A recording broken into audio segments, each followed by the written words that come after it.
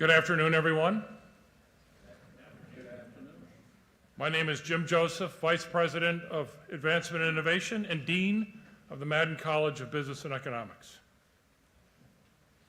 As we gather this afternoon, we honor the Onondaga Nation, the original people on whose land Lemoyne College stands. Welcome to the 2025 McNeil Speaker Series entitled Risk and Uncertainty: Thought Leadership in the Face of Climate Change, Rural Health Crises, and Cyber Threats.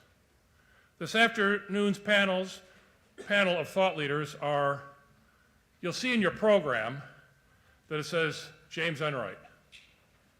As of 2 weeks ago, it's Dr. James Enright. That's an applause line.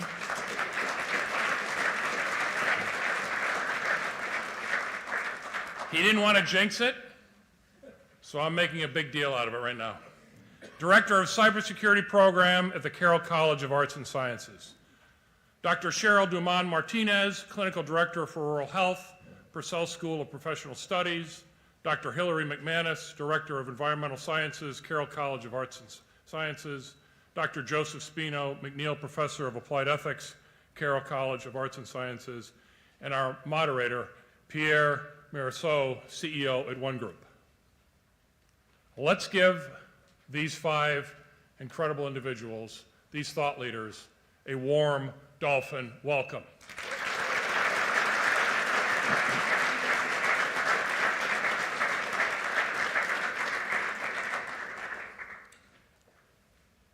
You know, Pierre, they took 3 of my chairs from my office and 2 from Linda's office. Do you see that? Did you miss them? But here's the interesting thing. I was wondering what the heck happened to Frank Fernandez's green jacket. So I'm going to want that back, Pierre, after this evening's.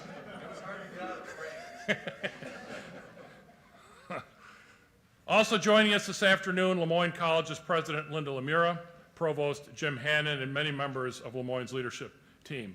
We started something new about a year ago, the Magis Society. The Magis Society has 25 members.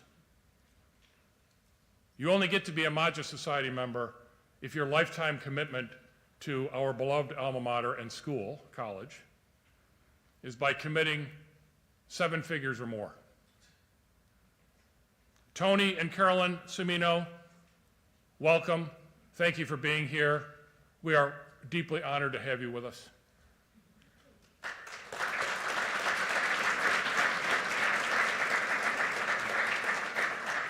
And Walter, if you think for 1 minute I forgot that you're here, I did not. It's great to have another Magis member of that society.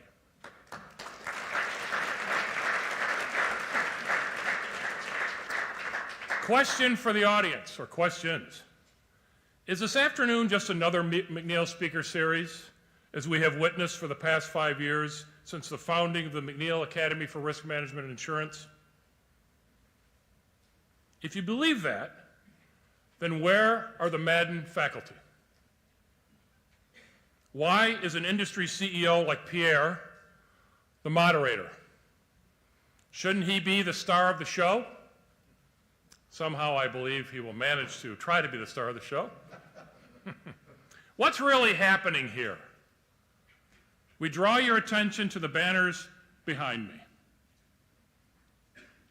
We know that Lemoyne was founded in 1946. We know that Madden was founded and named in 2012.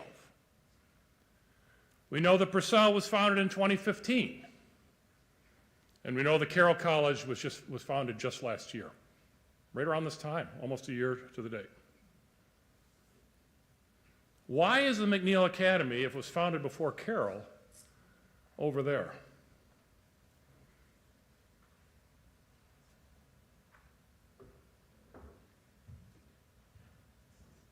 Because it's no longer the McNeil Academy.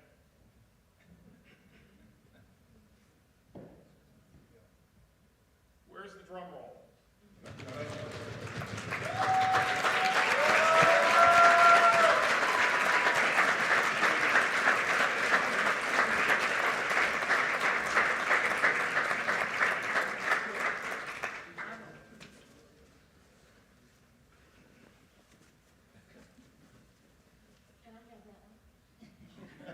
Who asked for it? Barb? No, Barb.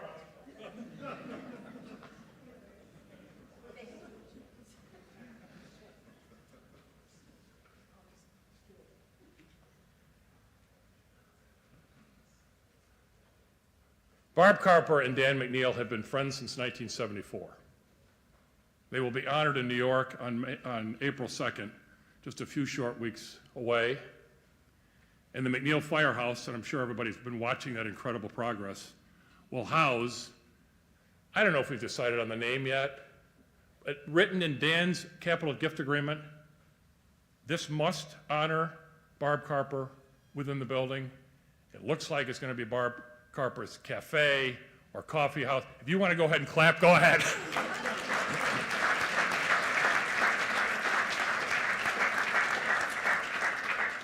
If you asked for it, if you had not asked for that, you would not have gotten that, what just happened there. But that's yours now to keep. Today, right now, begins the journey to transform the McNeil Academy into the McNeil Institute. For nearly 5 years, the Academy has been housed within the Madden College of Business Economics. Let me be very clear. The RMI major will continue to reside in Madden. But by definition, the Institute has no walls. An institute, by definition, is interdisciplinary and should inspire collaboration across all 3 schools within Lemoyne College and across all segments of the economy and throughout all levels of government, local, state, and federal. And we will be holding the first ever symposium a year from now that will include all of these stakeholders. I now invite Dr. Tracy Cotto, Associate Dean of the Madden College, to offer the opening reflection.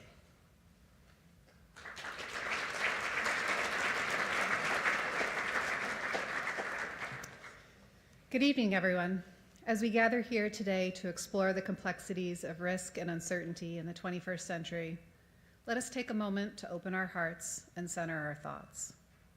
We reflect on the challenges we face in healthcare, where disparities can leave many behind. We seek wisdom to ensure equity in all aspects of health. May we remember that every individual deserves access to care that respects their unique experiences and identities. In an era of growing digital interdependence, we are mindful of the cybersecurity challenges that leave some communities more exposed than others.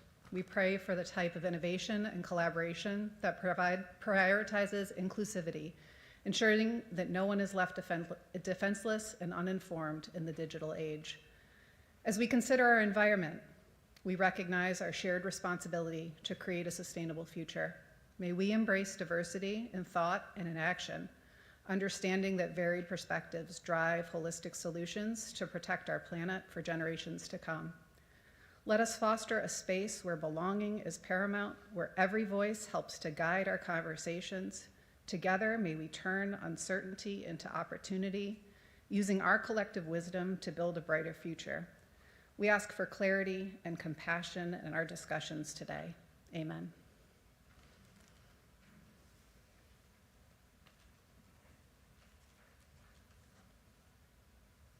Students of Lemoyne, faculty, administrators, trustees, Modus people. The moment you've been waiting for, to hear from Jason Lucier.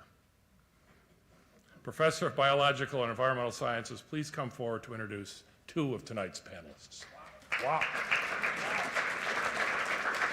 Wow, that was quite an introduction. Thank you. My name is Jason Lucier. I'm a professor here, and my research program at Lemoyne is regarding urban wildlife conservation. I'm a wildlife biologist. So I'm particularly interested in the really relevant links between risk management and the conservation of natural resources and, environmental sustainability. So I'm really delighted and eager to see this panel and really happy to introduce 2 incredible faculty colleagues. First, Dr. Hilary McManus. Dr. McManus is director of our environmental science and environmental studies programs and professor in our Department of Biological and Environmental Sciences at the Carroll College of Arts and Sciences. She earned her PhD in botany at the University of Connecticut and teaches a variety of courses and incorporates really important hands-on experiences for students to learn research techniques and the science of the climate crisis. In 2018, Dr. McManus was selected as a participant in Homeward Bound, a global leadership development initiative for women in STEM, which culminated in a 3-week voyage to Antarctica with 78 other women from around the world. A really, really amazing honor, and we're really lucky to have that represented here at Lemoyne. So a round of applause for Dr. McManus.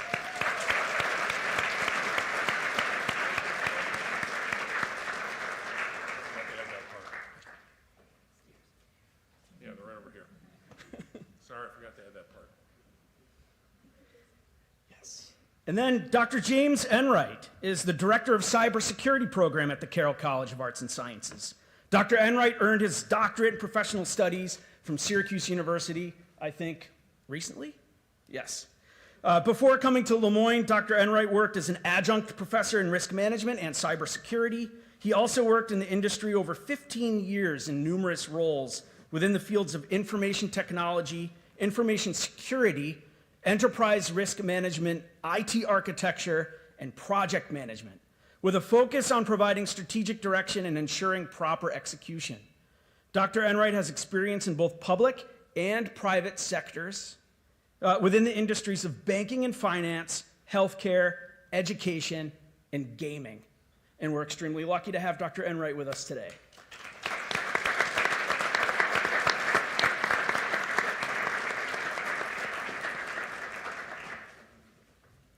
Dr. Miguel Wells, Dean of the Purcell School of Professional Studies, please come forward and introduce two of our panelists.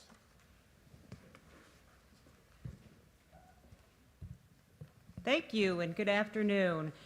I have the pleasure of introducing Cheryl Dumont Martinez. She is a board-certified pediatrician and breastfeeding medicine physician and is currently serving as clinical director of rural health in the Department of Physician Assistant Studies within the Purcell School at Lemoyne College. And this is part of a HRSA grant that was recently awarded to Lemoyne College. She earned a Bachelor's of Science in Nutritional Studies from Cornell University, a Master of Public Health and International Health from Boston University, and her medical degree from Upstate Medical University. She completed her pediatric residency training at University Hospital's Rainbow Babies and Children's Hospital, and it's an affiliate of Case Western University, the School of Medicine in Cleveland. She was in the National Health Services Corps and a Student to Service awardee, and has focused on caring for rural and underserved communities in upstate New York and internationally. Cheryl, would you please join them on the stage?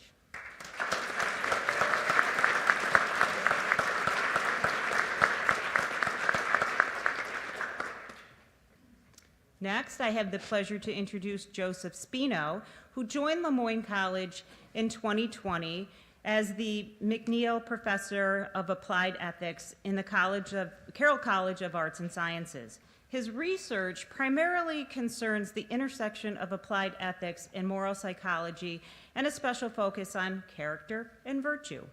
Spino's work has been published in the Business and Professional Ethics Journal, Journal of Media Ethics, Review of Philosophy and Psychology, and the American Journal of Bioethics Neuroscience.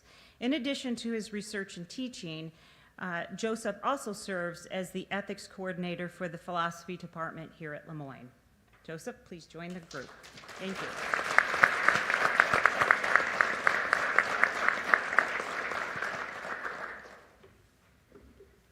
Pierre Merceau is the CEO at One Group and has nearly 30 years of experience in a broad range of insurance and risk management disciplines.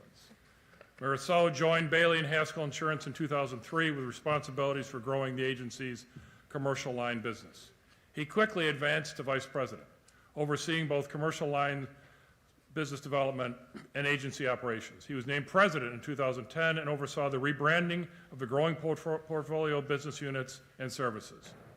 That growing portfolio is now One Group, and if you've ever driven 81 North and you've looked to your left and you see that old bakery that's been converted to a beautiful office building and it says One Group on the side, that's his company. Merceau has led the firm's growth from $4 million in revenue to 35 employees to 28 million in combined revenue and over 200 experts and specialists in locations spanning New York, Pennsylvania, and South Carolina. Please join me in welcoming Pierre to the stage.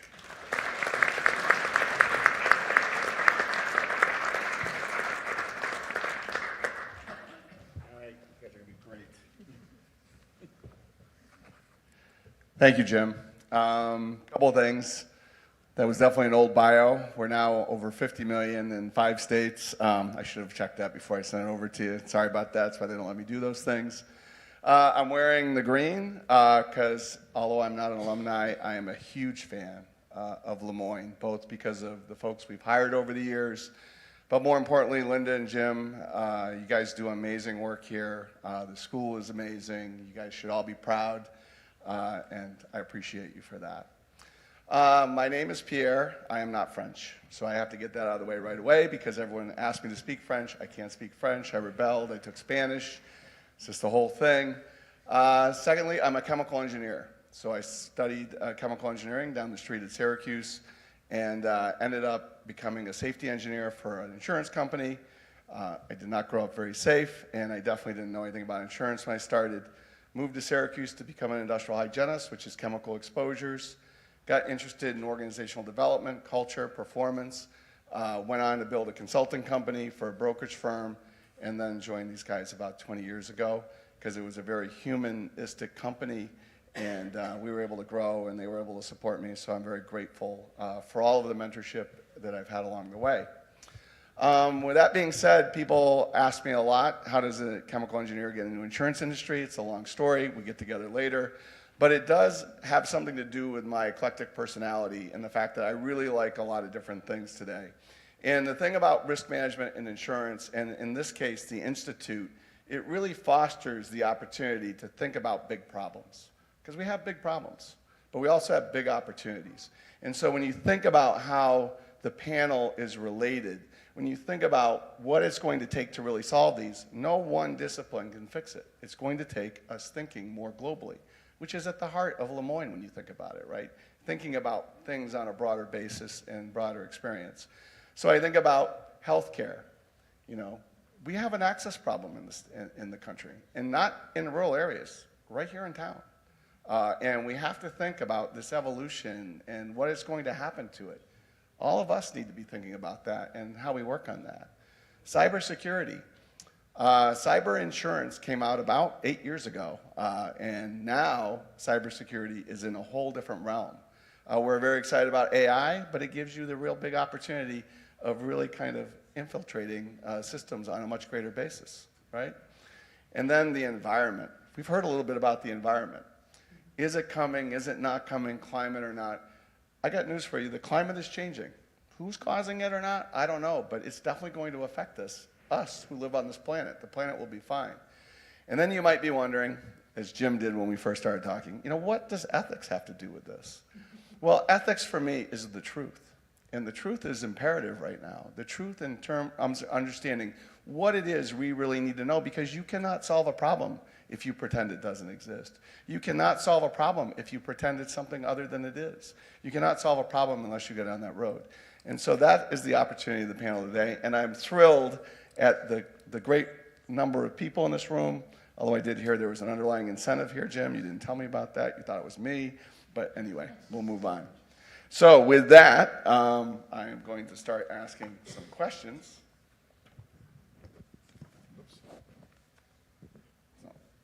I also have a huge problem with names, so I hope I don't screw this up. But Hillary, I'm going to start with you. Hillary, scientific research often uncovers risks like emerging health threats or biodiversity loss. How do you approach communicating these uncertainties without causing panic or complacency? That is an important question because we're all very aware that the climate crisis is pretty enormous, and if you just sit and think about it, it can really lead to overwhelm and paralysis. And how do you address that? And usually, when scientists are communicating the data, we're obligated to represent the uncertainty of the data, right? But also the uncertainty of the future, when it comes to communicating this topic. And so I think it's really important to be addressing what do we know, and what tools do we have in our toolkit to address these issues, and translate those tools and the data and the research that we're doing into action. And often I'll lead workshops where I will, we'll be talking about the enormity and the very doom and gloom of the climate crisis. But I always work in those workshops and the brainstorming activities and the collaborative brainstorming of what can we each be doing to address the crisis? What can we be doing as a community to address the crisis? And so I think that's really important to move people into the area of envisioning what can they be doing and how can they support action in the community as well, et cetera. And hope, right? We talked about that before, is making sure that we all have some hopeful outlook, right? We can't let that go. We do have the knowledge and we do have the tools necessary. We just need to implement them. And so how can we do that, and how can we maintain that hope? And I think that's what I really focus on. So that's my favorite part of her answer here is the hope piece. And if you think about it, I mean, the worry is that it's just so big that we all just shut down, right? We don't move on. So for people here in the audience, what are some of the things we can do to become informed, to create some opportunity, to make a little difference? This is a ripple effect, right? We can't solve the big problem, but we can make a difference. That's a really great question. And I talk You didn't about plan this. that one. I didn't. No, it's not planned. So let me think here. No, I think, I reflect on, I'm teaching environmental sustainability this semester, and right now we're talking about water scarcity and how water scarcity, not only globally and in other places, we all think of other countries as experiencing water scarcity and lack of access to clean water, but it's happening here in the U.S. too, right? Here in Syracuse, there are houses with lead in their water, right? We have Buffalo as well. We have water scarcity in the West and Southwest due to droughts caused by climate change. We have water scarcity just due to our overconsumption. So when you become aware of those issues, well, what can I do, right? So we're talking about, okay, can you shave a few minutes off your shower? Do you turn the water off when you're brushing your teeth? Do you maybe don't wash your car so often? Those sorts of things. And so thinking about those individual actions, about meat consumption, right? That also has a huge footprint. Can you reduce your red meat intake? Just reduce one meal a week. Don't eat red meat, and that actually reduces the carbon footprint of the meat industry significantly. Very nice. So it's like if everyone in the U.S. donated $1, we'd raise $400 million. It's the similar kind of experience. Very The good. ripple effect, like you said. Very good. James, cybersecurity, it's probably scarier than ever, but we also have so much data out there that this is becoming more and more concerning. What do you see as the top risks today related to cybersecurity, and what can people and organizations do to protect themselves against these risks? So there's a lot, right? And it is a scary kind of environment that we're in today. There's a lot of risks that, a lot of the folks out here have heard a million times, right? Ransomware attacks, data breaches, phishing, things of that nature. Some of the top ones that I would see, so ransomware, right off the bat, as far as many small businesses and medium-sized businesses go. Recently, I think within the last year, there was a Fortune 50 company that got hit with, I think it was like a $75 million ransom. The casinos out in Vegas got hit with, $15 million. They shut down their slot machines. So it prevents business moving, is normal. Everybody in here has gotten phishing emails, so business email compromise, social engineering is one of the biggest things that we see. From a business email compromise, the FBI, I think last year said there was over $3 billion, 20,000 different companies filed complaints with the FBI to the tune of $3 billion. We saw phishing, which is voice phishing. So people are starting to receive phone calls, text messages, CrowdStrike, who's one of the leaders in cyber, said last year, I think, between this year and last year, it's increased over 400%, the amount of calls people are starting to get from that standpoint.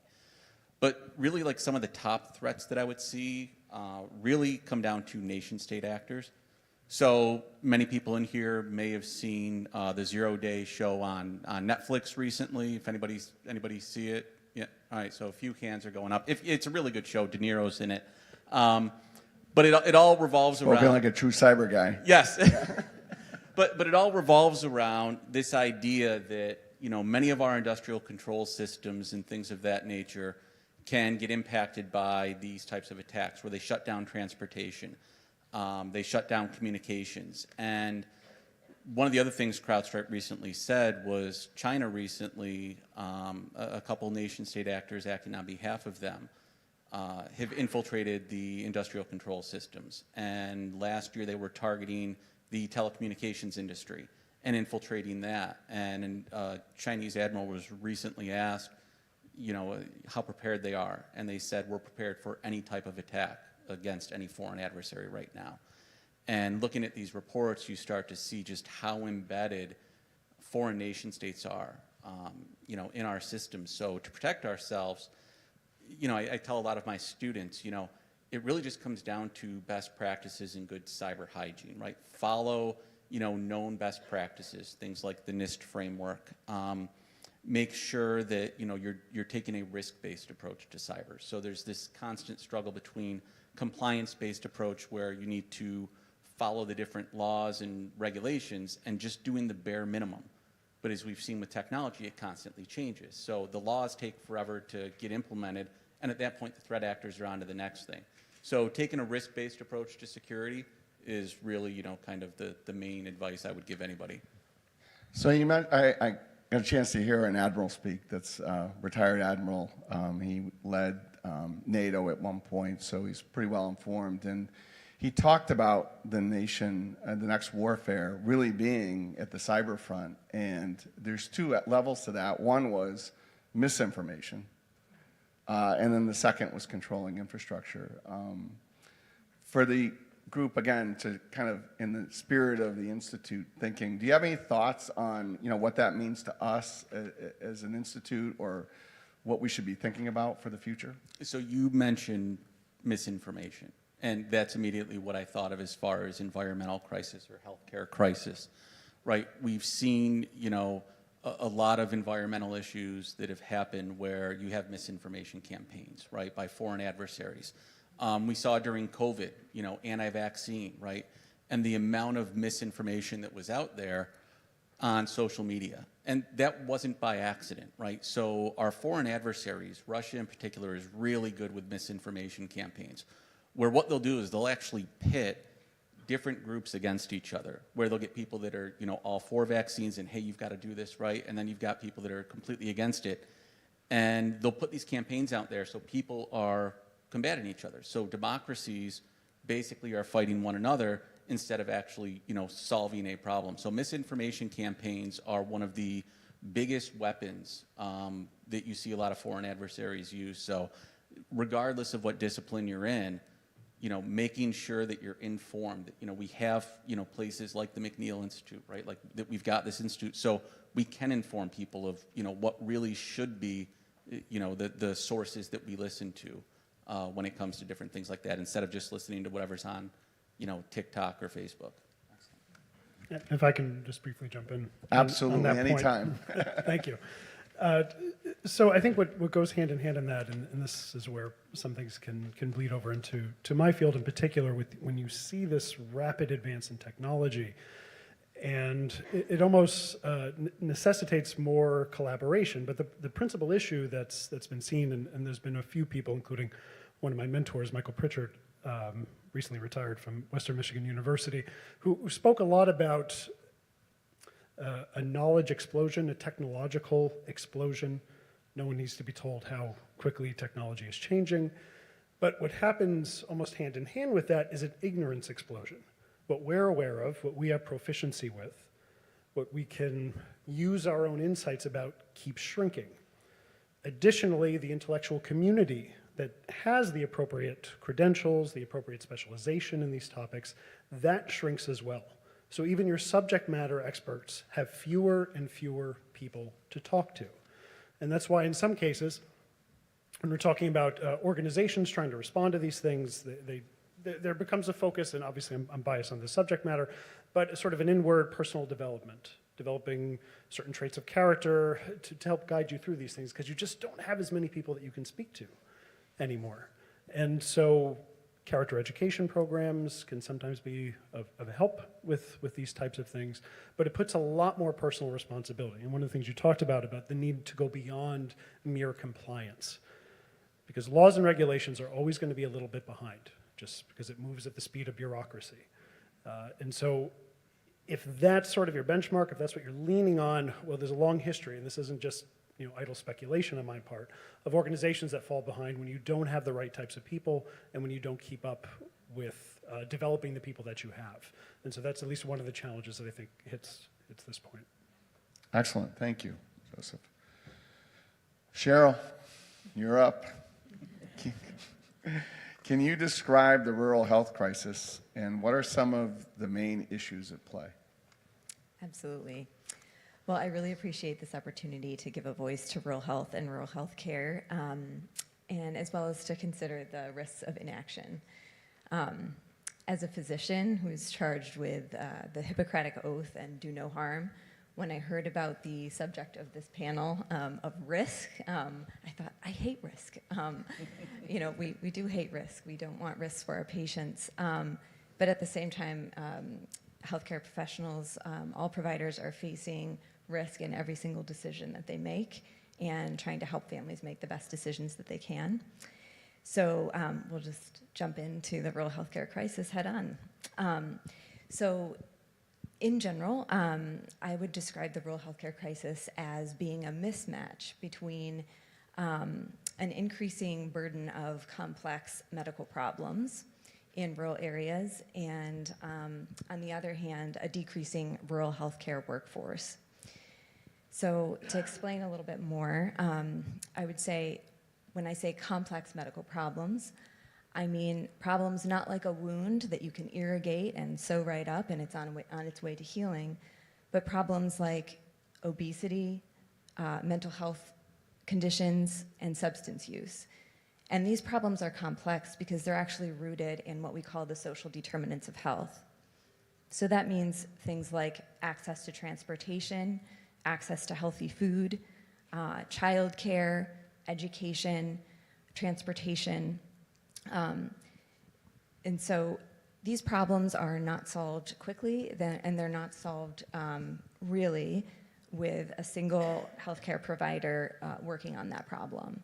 They're better solved really over time and with a whole team of very well-trained team members.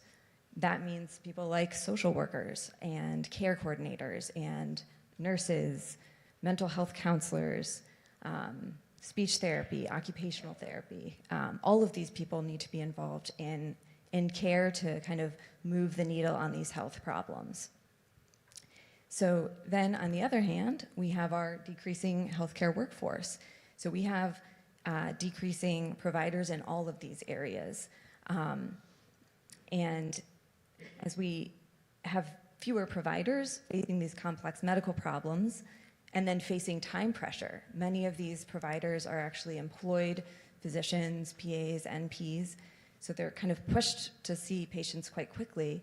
Now we're running into a problem of what we call moral injury. So these providers have an ethical obligation to take the best care of patients that they can. And these are complex problems, and they don't have the team members that they need to do a great job for these patients. And so moral injury is kind of this precursor to burnout. And then we end up with a feedback loop. So some of these providers then have to step out of the field. So we continue to have an increased burden of disease and decreased providers to deal with it. So that's kind of in summary. Wow, so many things are coming to mind. I guess I'll randomly pick one of them. Yeah. Sure. One of which is, I want to jump in on one of your earlier comments So I always think of this two ways, right? Disease treatment or injury treatment, one kind of healthcare, and then being healthy as another. Obviously, our system is mostly designed to treat traumatic events or specific diseases. But you brought in an interesting point, which is we got to stop thinking necessarily about it just being the physicians or the healthcare systems around the health side. You brought in social workers and bringing more insight to that. Do you have any ideas or thoughts on how, I mean, in your fields of study, on how this has been applied, this broader it takes a village approach? Yeah, absolutely. And yeah, you bring up a good point that we do kind of sometimes focus on treatment of disease. Of course, as a pediatrician, we are primarily focused, all of our work, much of our work is focused on prevention and wellness, so preventing illness and risk. And I think in terms of bringing in the whole village, it's extremely important. We are really pushing more and more toward integrated behavioral health, where we see in one facility, hopefully, providers for medical care alongside therapy, and linking up with other professionals like peer counselors who kind of see patients in the community, and social work as well. And I think trying to work on the pipeline of all of those providers moving into rural spaces, we have to try to encourage rural residents, rural students to go into all of these different fields. And programs like loan repayment can be a pretty good motivator for some students to kind of The incentive for health. Yeah, to return to care in rural areas. And we don't see as many of those programs in things like speech therapy, occupational therapy, and it's very needed. Sure, go ahead. Yes, so as far as the cyber side goes, as far as the need for more people in there, right, and kind of expanding beyond what we have. My thesis topic was actually on just this, right? So looking at the impacts of social context on women in cybersecurity degree programs. So when you look at how many women are in cybersecurity, it's about 25%, which is way, way, way lower than it needs to be. And in looking at the study and kind of seeing, what are some of the things that we can do and increase in, the number of women in the field, some of the things that we saw were, we need to have more community support. We need to have mentors. We need to have different things like that to get more people into our community, get more women into, cybersecurity. And there's a lot of different ways, like I said, that we can do that. And, we've done that here, right? We've got a Women in Cybersecurity club and local chapter. We've got different clubs that exist out there for cyber, so that the students know that there's a community here where, it's outside the classroom. One of the findings that I had was that it's much more about community and personal interest than it is about the academic curriculum, despite the fact that we're all, in academia up here. It was much less about academia and much more about, having communities of support and things of that nature to bring more people, kind of to the table. And we need that, right? We need a diversity of thought in helping solve these problems, right? Our foreign adversaries, don't all just look like us, right? So it's a diverse population that's attacking us. So we need more people to have different perspectives so that we know the types of attacks that we should be looking at and what's meaningful to different people. So, I definitely think we can do a better job there. I think one of the interesting things as I listened to all four, sorry, Joseph, didn't mean to leave you out, talk, you realize that there's overlap to our issue, right? It became very obvious in this discussion. Technology could solve the problem of rural care, but it could also create more problems in that. Community seems to be the answer, and deeper knowledge, and yet it could also facilitate the opposite effect on both of those, isolation and that. Climate is driven by energy usage, essentially, right? And so as we get better with technology and AI, we could generate more power utilization. So I don't know, any commentary or thoughts across this spectrum in terms of things where we can look at this diversity or this combined approach? Does it generate any ideas or thoughts? Go ahead, Joseph. Well, I think one area where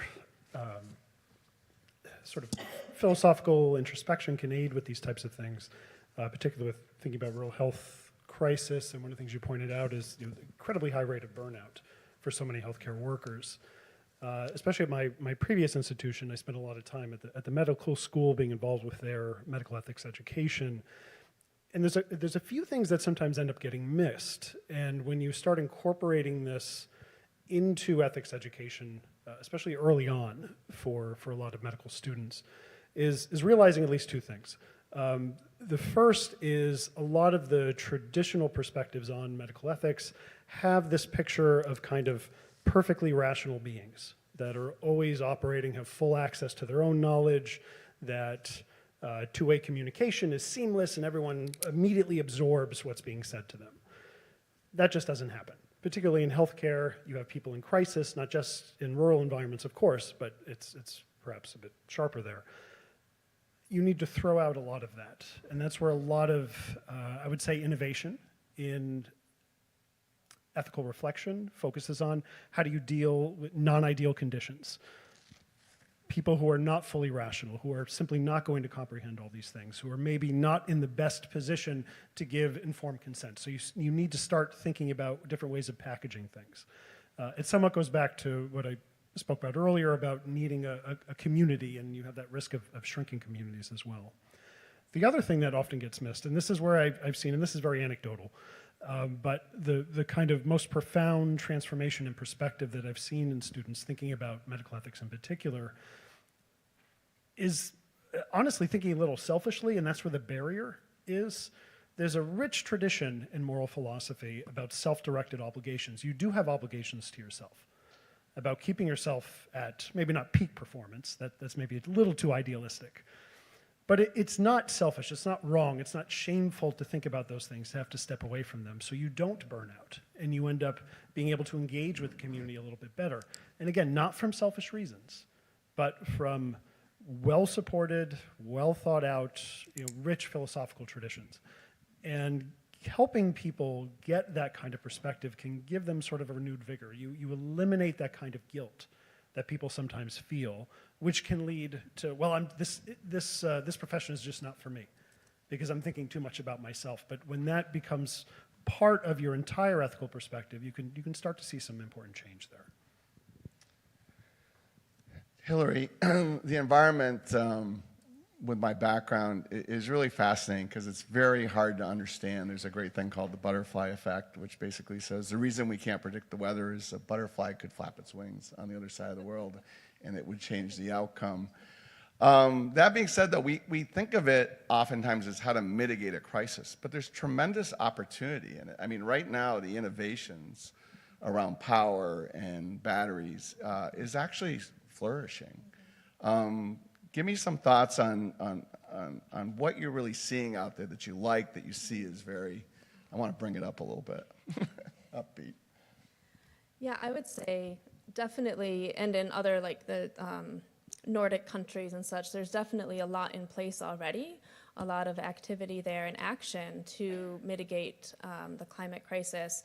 And we are seeing a lot of great ideas and innovations coming to address the crisis. And one of the biggest needs, we have wind and solar. We know how to capture those sources for energy, but we need the batteries to be able to store that energy. And so there's a lot of work going on there to develop those batteries that would allow us to store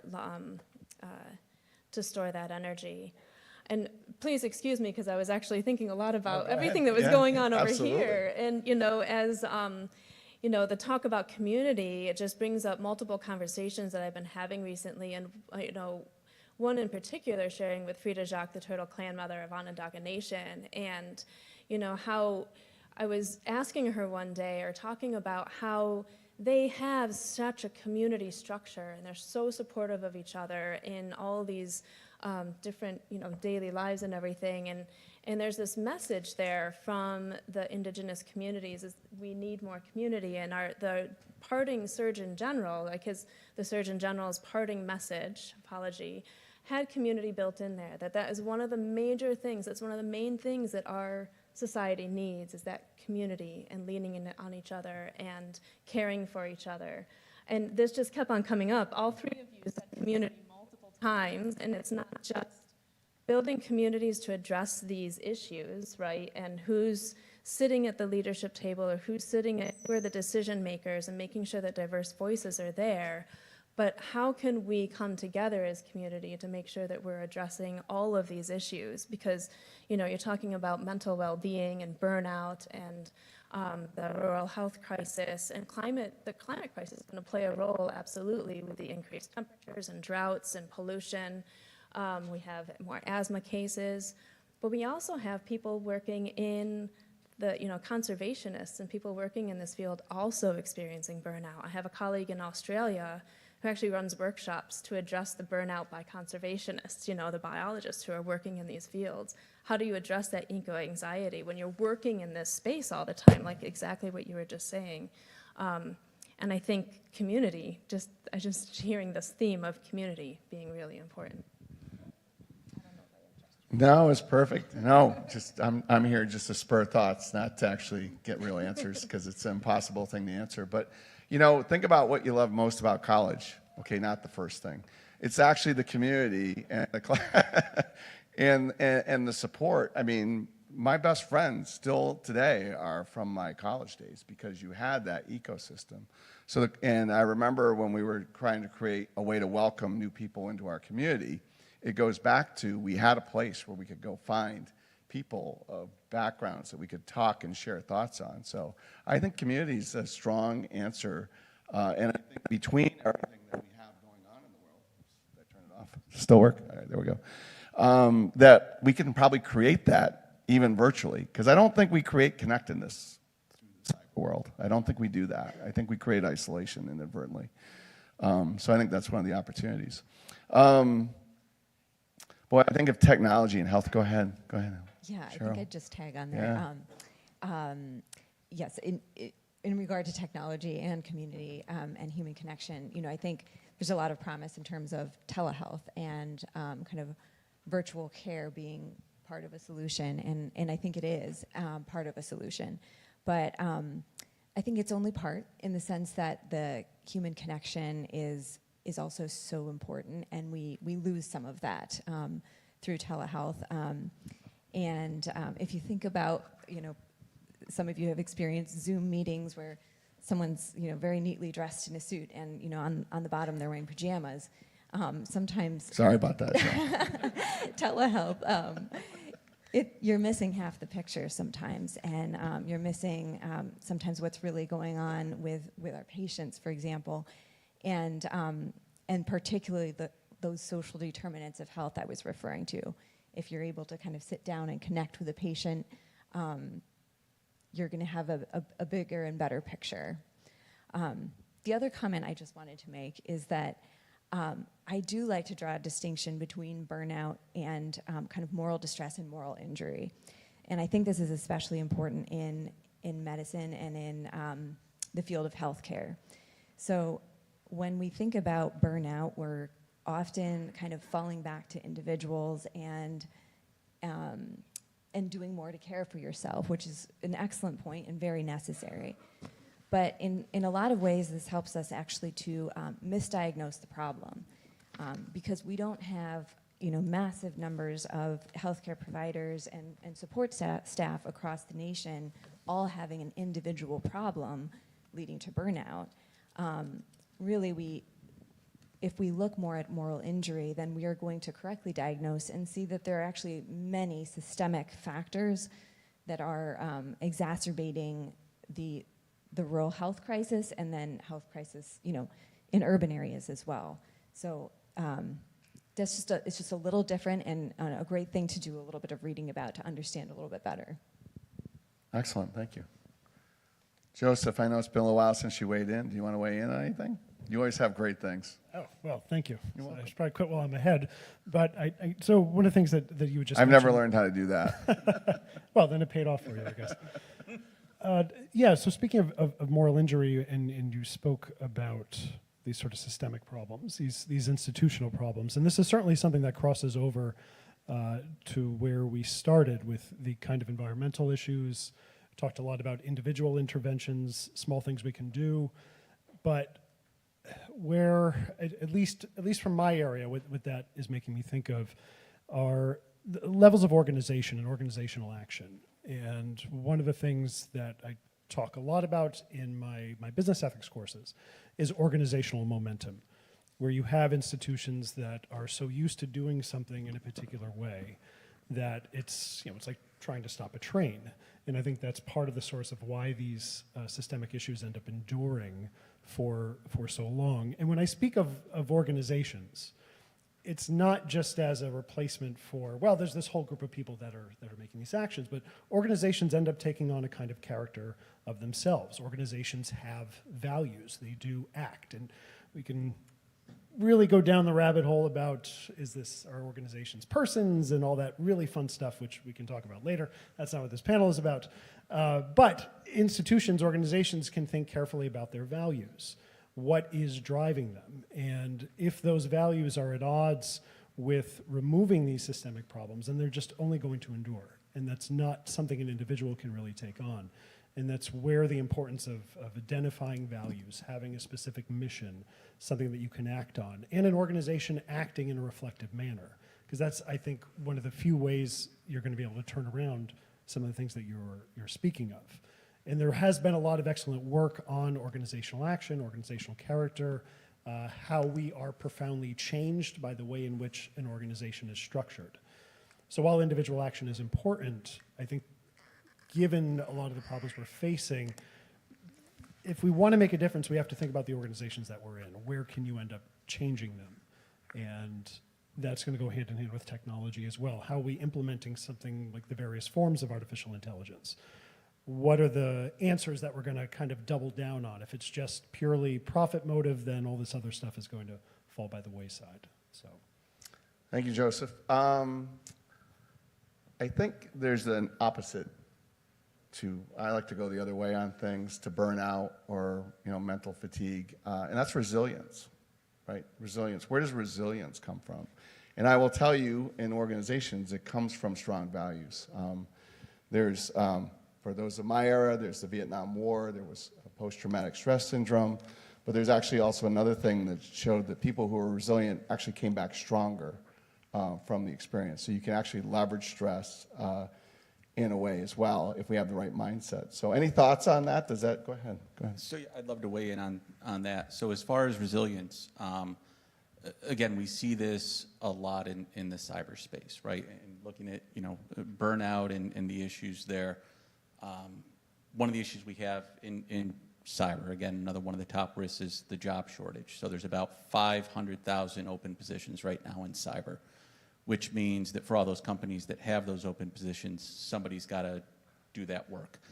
So burnout's a really big thing there. Again, I mentioned before the lack of women in the field, and that was one of the things a lot of the women I spoke to mentioned was, kind of the cyber culture, right? There's this stigma associated with it, kind of like the boys club sort of thing, and experiences with men. And a lot of women had some negative experiences with men. And one of the main things that they said kind of helped them through it was, again, in addition to the support and community, was having grit and determination, right? Not, just, listening to what people are saying, but, I'm going to do it despite you. And this surprisingly came from a lot of different sources. Coworkers, but also, family that just, hey, that's a nerdy profession. Why are you doing cybersecurity kind of thing? And I still remember this one woman. She mentioned, I was going to be that little girl, like the little girl statue on Wall Street there, right? And she's like, that was me. She's like, I wasn't going to let anybody, tell me that I couldn't do something. So I'm just going to, force my way through it. I'm going to get to the end. I'm going to do what I need to. And quite frankly, like that's anybody in cyber, right? There's all these constant threats. Technology is constantly changing. We've talked about AI.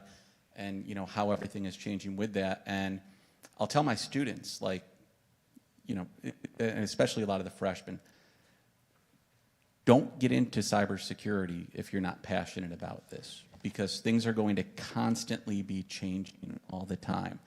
And you're going to be dealing with new crises, new problems, and you need to stay up to date with all of these things, and you need to be resilient with that. And we see it in healthcare and environmental. We are constantly facing new crises. Burnout's a real thing, and you need to be resilient through it. And again, I think some of the things that we teach our students is hey, you're going to face these challenges, but what can you do to get through it? And again, going back to community, right? It's one of the key things. All right, I'm going to recommend a book. I don't get any royalties from this whatsoever, but it's a book called The Happiness Advantage by Sean Accor, and it's a great look into the psychology of resilience and the ability. And one of the great things about it is it opens your mind to see the solutions that are around you that we don't see every day. And I seem to be getting that theme from all of you, so I thought I would bring it up. You've been very aggressively writing notes. Do you want to say anything? You sure? Okay, good. I was going to say my model is Wonder Woman when I need that, That's a great model. thing to Like, say. Wonder Absolutely. Woman. It's all about your mindset. I always say it's how you enter the room, right, Jim? Like, I still can't believe you let me have the microphone. That's a thing we got to talk about later. I'm surprised. But Well, I think I want to maybe linger on that for a Please. moment, because having an exemplar, whether it's a Wonder Woman or another fictional character or an actual person, there's really excellent psychological research about how that helps motivate people's behavior. Because something like resilience, and it comes under a whole lot of different names, a trait to develop. It's not something you are necessarily merely born with. Maybe we have a starting point, some kind of foundation, but it's something you need to develop. It's something you need to develop your habits. You need to educate yourself. You need to find good moral exemplars. So we have this running theme among many of the importance of resilience and how people can act and how you can deal with these things. But again, it points to a different kind of personal obligation to yourself, that you do need to develop these things. And I think finding an exemplar, and again, going back to organizations that do really well, and most of the research I know on this, it's primarily in the area of journalism. But those news organizations that do the best, your young reporters, your young journalists, they have a mentor, they have an exemplar. Exemplars motivate people to act well. So you need to surround yourself by the right kind of people, you need to be in the organization, so there's all these things that need development. And seeing how they're connected, I think, is one of the many ways we can start making progress to deal with this type of uncertainty and these threats. I'm just going to make a quick physiology reference in relation to resilience, and again in support of this theme of community. So when we think about children and experiencing what we call adverse childhood events, these are things like trauma, abuse. Children can kind of take those experiences and end up in a stress response that leads to fight or flight, which I'm sure that's a common phrase you've all heard. But that's not the most helpful response in the long term, though it may help in the short term. But if children have access to what we call safe, stable, nurturing relationships, a parent or other caregiver, then they go in a different pathway with the stress response to what we call the affiliate response. And this is mediated through oxytocin, or the love hormone. And then that is kind of how children take those adverse childhood events and develop resilience from that. And so on a grander scale, that is community. Community is what, in all of these fields, kind of can generate that oxytocin and that feeling of company, and go through a difficult time with your colleagues and kind of come out the other side. And I think that's one of the benefits of what we're doing actually in the Department of PA Studies, with really training students who are interested in rural care to come together, work together, and start to learn about delivering rural health care and building a community among themselves. And then when they go out and rotate in rural communities, they are having the opportunity to build community with their preceptors as well. Having someone by your side is extremely powerful, and the other thing I'll tell you that I've learned, your brain is extremely powerful in your health, so believing can make you better. And I think I really like the theme of community. We didn't plan this, but it's a great point. It does tie us together, because isn't that what we're all talking about? We all have to live here together, and all of these things of uncertainty are going to affect us together. So solving them together is great. Audience, any questions? These guys are really, really smart. I'm just telling you, it's a little embarrassing to be up here, but come on, someone. My new friend, you got to have a question, right? Joe? Joe, you got a question? Come on. Oh, all right, there we go. Go ahead. Yes, thank you. It's hard to get to know me, because then I will, like Jim, pull you out of the crowd, just for the record.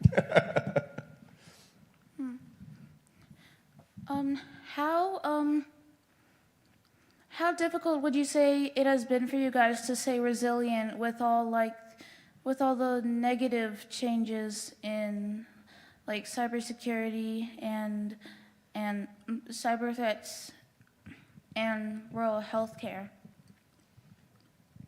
Go ahead. And I'm going to add the environment. So that's a really great question. And actually, that was on here. How do we stay resilient? It was right? on there. You're Yeah. right, How yeah. do we personally maintain resilience? I got to read the notes better. It's not always easy, actually. Sometimes I feel like it's a bigger roller coaster, big hills and valleys and such. But really important to set boundaries and connect, right? So find what find what grounds you. And so what grounds me is being with my boys, my kids, and being in nature, and feeling that connection. And so I make sure that I build time in my schedule, no matter how busy it is. I find time in my schedule for that. I also meditate on a regular basis, and those. When you feel grounded, it is easier then to not be so reactive and be taken along on these emotional rides and not be resilient, or it's easier to maintain resilience. Focusing on the wins, you asked about some of the wins earlier, some of the progress that we're making, even just the small ones, that self-care, okay, and finding, yeah. Oh, may I ask something else? Sure. How would you? What are some suggestions you have to having people like come together as a community when social media tends to like divide people? Pizza and ice cream. If you feed them, they will come. So, honestly, giving students, giving people the opportunity to find different things that will bring them together that they enjoy, right? So finding topics that people want to listen to. So like I said, we've got a number of different cyber clubs around here. A lot of the students, will go to those and kind of find things that they enjoy. One of the key things, and student government you can probably attest to this, is making sure there's food there for them, right? So, get them in there with pizza. That's true. My personal favorite is ice cream. My wife's here somewhere. She can attest to that. But really giving people the opportunity to come outside the classroom, at least at the college environment, right? Where, they may not have a professor there or someone that, that may intimidate them, where they can speak freely, things of that nature. So giving students the opportunity to just kind of come together and gather. Excellent. Any thoughts on the resilience or the other question? Well, I think with the last question, kind of getting people to come together and how social media divides, I think another part of that is also prevention. Keep it close. Okay. Working with youth better understand social media and the impact on their health. And there's a lot out there, the surgeon guidance, and a lot from the American Academy of Pediatrics, kind of teaching children to have better internet use, better social media use, so it's not as damaging to their health. Okay, thank you. You're welcome. All right. I have a question about insurability in all of these areas. In one of my internships, I was part of a team that tried to obtain fire coverage in Napa Valley. I just did a risk analysis of a town by the Ohio River that has environmental concern. In an internship over the summer, I dealt with the CrowdStrike issue, and that lost $5 billion across the US. Medical malpractice is a huge issue that I've seen claims daily at internships. And then there are nuclear verdicts because the people of the United States do not trust the ethics of businesses. What are your thoughts about the risks of uninsurability and the lack of spread of risk? Well, so I can weigh in a little bit, and I'll let you talk about the cyber thing, because cyber is very interesting. So insurability is based upon the fact that we can spread out risk over multiple people. So when you think about the fires in California and it wipes out a whole town, or a flood that wipes out a whole section, it makes it financially difficult to insure. One of the things you didn't mention is flood. Most flood losses, when you look around the world and you hear those lists, are not covered, and it creates actually a social and economic issue. There are parts of Katrina that people still don't have their homes rebuilt as long ago. So I think this question of whether it's covered by the insurance side or programs or other risk mitigation things is very important. And I'm going to let you talk a little bit to cyber and the risk there in terms of insurability.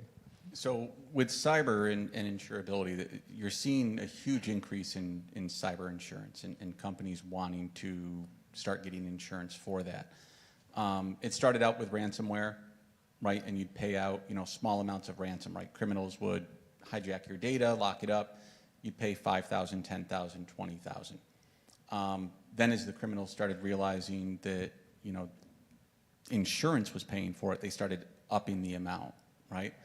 So then the insurance companies started looking at that and they're like, well, this doesn't quite seem fair, right? They're just buying a policy and getting a payout, but they're not handling any of the risk themselves, right? They're just basically paying the premiums and hoping they don't get hit, and when they do, we pay for them. You're starting to see insurance companies push back, and I think that's a really good thing. It's going to get companies to start focusing on what are the best practices that they're following, and there's a number of different cybersecurity best practices that exist out there.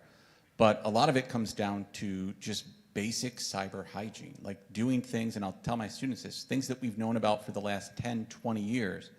If you follow these best practices and implement these controls, then you're going to have, a really solid baseline. And most criminals, and this is kind of like the analogy of running, the fastest person is going to get away from the bear that's chasing you, right?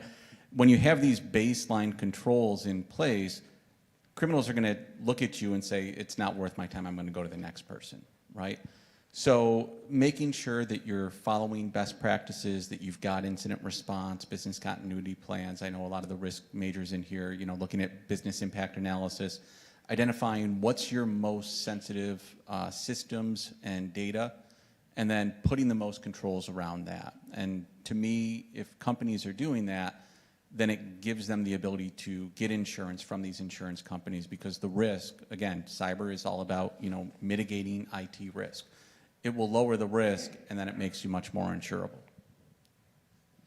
It's analogous to the property issue or the climate change issues. You're seeing homes in California. Did you ever notice one is still standing amongst all the ones that burned down in LA? Because people are looking at how you mitigate that. And as Frank told a story earlier today about Venice. In Venice, they have flooding all the time. They've learned to adjust to managing materials, and so I think that's going to be part of the insurability as well. In regard to medical malpractice, it's a super important issue, and we of course we want the highest quality of care for patients, and then we want justice for patients when things don't go correctly. But if we think about the field of like obstetrics and gynecology, it's probably one of the areas where there's more medical malpractice lawsuits. And this is really important actually because right now across the US we're really facing problems of maternity care deserts. So we have rural hospitals that have closed and there are significant shortages of OB-GYN care, women's health care. So we have to balance this. We can't have such a litigious environment that it deters medical providers from going into the field or that it becomes so difficult that they have to leave the field. Perfect. I think that was everything. All right. Thank you. Thank you. Appreciate it. All right. This is a question geared kind of towards all of you guys. So I was really contemplating what Professor Spino was talking about earlier when he was talking about how the proliferation of divisive information on social media is almost pushing expert opinion out of the rink, in a sense. And also, I mean, I've definitely witnessed this in my own life, and people will sometimes push away expert information. So my question for all of you is, how do you, I guess, try to better inform people on expert opinion? Yeah, that's a real difficult question. I think there's at least a few things going on, I think, at least my 2 cents from a distance. There's just not enough interest in someone, I think, to have expert opinion. If you want people to listen to more informed opinions, they need to have reasons to do that. And one of the issues that's happened, especially on social media, this came up with the earlier question this evening, in terms of how divisive it can be, it's designed to be divisive. It's designed to suppress expert opinion. It's too long, it's boring, it's too nuanced. You know, that's usually how students feel about my classes. And so the algorithm on social media, it rewards that kind of thing. It's you have engagement bait. You want to get people upset. Why would you want to listen to these experts? So there's so many institutional things that are just working against what I think is what you're so concerned about. And so I think it has to happen at an educational level. It needs to happen in educational institutions to cultivate that kind of interest, give people a reason to actually want to listen to an expert, or if it can make that kind of personal connection. Now, I think there's probably much more going on than what I've mentioned, and others should weigh in as well, but that's at least my 2 cents from a distance. I think you're right. I think that the personal connection is really important. I think when you can sit down with people with different opinions and look them eye to eye and have a civil conversation, powerful things can happen. I think that we can also, there are opportunities to advocate and inform. Last week I was in DC on Capitol Hill trying to advocate for the American Academy of Pediatrics. And there are opportunities like that for students as well to kind of get out there and have a voice and kind of work together with others and try to create dialogue among people who have differing opinions. Same answer. Finding that common ground and that personal connection, I think, is really important. There's a climate scientist, Catherine Hayhoe, actually, that works in this area exactly.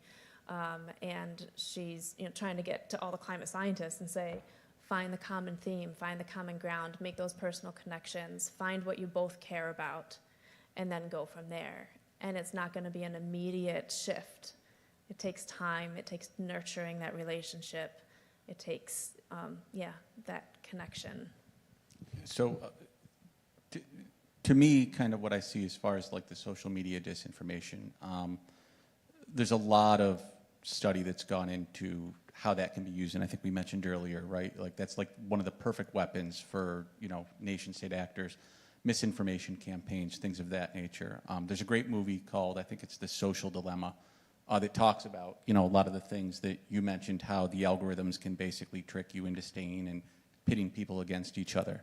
One of the things, unfortunately, I think with a lot of social media is I think we're actually going backwards with that, with some of the current things that are happening in the current administration, as far as rolling back the policies and controls around making sure that the information that's actually being put up on social media is actually accurate. And now when you've got, Facebook and X and Truth Social and all these different, things where there's less and less, people looking at whether or not that's actually true what's being posted, and people can just post anything now. Now it leads to exactly the issue that you're discussing. So I think that you actually need someone to kind of step in and actually start looking at that and have some kind of policies in place on what is going to be allowed to be posted from a content standpoint on things like social media.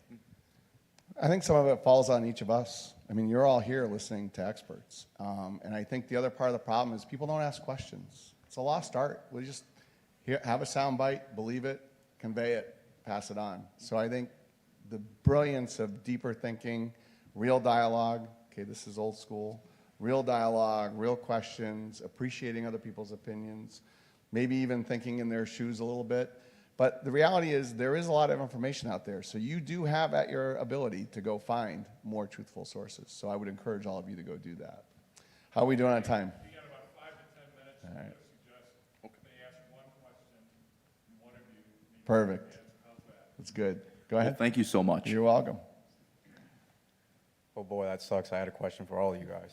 Well, the smartest one will pick it up. Don't worry about it. The topics that have been covered today have been very powerful. That's in part to McNeil Academy now turning into McNeil Institute. And as Dean Joseph put it, no walls. One of the biggest things we learn in risk management is that variables in crisis are not independent, but they're actually interdependent. So as we're talking about like rural health, philosophy, we're talking about environmental issues and cybersecurity, they all play factor with each other. So my question for all of you guys is what kind of structures do we need in place to encourage positive traits for leadership and behaviors?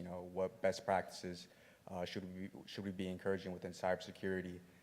How do we promote mental health and alleviate the burnout crisis that is facing the younger generation? How do we encourage and empower every individual to make conscious decisions to better their carbon footprint? Talk more like real structures, education, and just any other strategies you guys have in mind. So nice, quick, small question. Says, I was going to say, who's got a simple answer to that one? Because Jim wants us to move it along. Yeah, I think the answer to some of that in terms of the personal cultivation goes back to something we talked about earlier about finding a mentor, finding someone to emulate. That John Doris at Cornell, he's had a profound influence on me as a graduate student and throughout my professional career, because it's someone you can trust, someone you can learn a lot from. And I think there needs to be more onus on that, people earlier in their career trying to identify someone like that. And that's a skill as well. And this, again, goes back to this theme of community, talking to people, who's someone I can trust, who's someone I can emulate. And eventually you start learning how to do that on your own. And so I would identify that as at least one strategy. We're going off script. Go ahead, Can Harry. I add a little, Jim? Okay, all right. In addition to that, I would say, and we touched on it earlier regarding organizational momentum and such, and how organizations kind of become these, they follow business as usual, kind of what they're used to. But how can we get leadership in place that is going to be reflective instead of reactive? How do we get leadership in place that's going to be collaborative and invite these diverse voices to the table to help address these complicated issues that are in front of us, very complex issues that are in front of us? How can we get leadership that's going to build that psychological safety for their teams, right, and within their teams, so that they can foster the innovation that's needed and the responsiveness that's needed in these, to address the uncertainty. So I think leadership is also a way to go about it. I'm looking to all of you to fulfill that. Thank you. Go ahead. Next question. Thank you. This is only a one specific question. It pertains to business ethics, and I'm part of the Madden Council here, and a lot of the things that we talk about specifically pertains to how we integrate more ethics, especially with our Jesuit values we have here at Lemoyne. So my question for you specifically is how could we integrate more of that, especially with the interdisciplinary topics we've talked about today, and how we can integrate more business into a lot of our departments that we have here at Madden? Yeah, I think part of that can start at just thinking about what is the department, what is the subject matter itself, identifying its core values. And so when you do that kind of work, when you sort of unearth these sort of fundamental assumptions, whether it's aims, two things can come from that. One, you can think about, okay, what are best practices related to that value? How do I pursue that? How do I change things within myself to better pursue that? But you can also think about, is that the value that we want to embody, that we want to pursue? And thinking, also being a student of history, thinking about the history of the profession or the subject matter, who are sort of the luminaries, what are things that have guided them, and is that something you want to do? A lot of the things we've talked about today have spoken to the sort of dangers of uncritical following of certain trends, being swept away, whether it's an algorithm, whether it's an institution. So digging in a bit deeper, thinking carefully about the values. Do you endorse them? Should they be changed? If you accept them, then how do I start pursuing them? But it's going to vary. It's going to vary depending on the topic. Thank you. I got you up here. That's awesome. Thank you. Yeah. You guys talked about a lot of... He showed me the way over here. It's my guidance. Yeah, you all talked about resilience. And what comes to mind when I think of resilience is like a runner who wants to stop, but like finishes a race, you know what I mean? But in a lot of these issues, I feel like there's no finish to the race, you know? And like even with community, I feel like when there's no end, it's like, why even run, you know what I mean? So like, where do you, and Dr. McManus, you mentioned like hope. Like, where do we find that hope? And is there hope, I guess? Yeah. So I'm going to share with you my 2 millimeter rule. Do you know when people quit? About 2 millimeters before getting to the finish line. So when you think that way, you always think of, well, I just make it another 2 millimeters. The other way it works out is just the one next thing. This is a journey. It's one step after the other. And I think if you think you're going to come to an end, that's your vision. The journey is about achieving, and then achieving, and then achieving, and then achieving. And when you do it together, you build community. It's the doing and the getting together is what creates community. That creates momentum, and then you end up with Lemoyne. So, all right.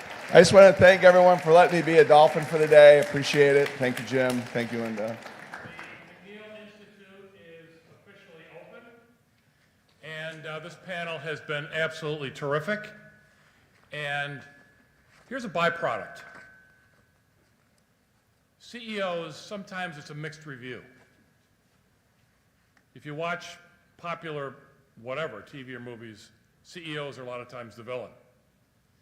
Tonight, you've really put a human face, a compassionate face on a CEO. And I'm grateful for that. Thank you. Round of applause for all these.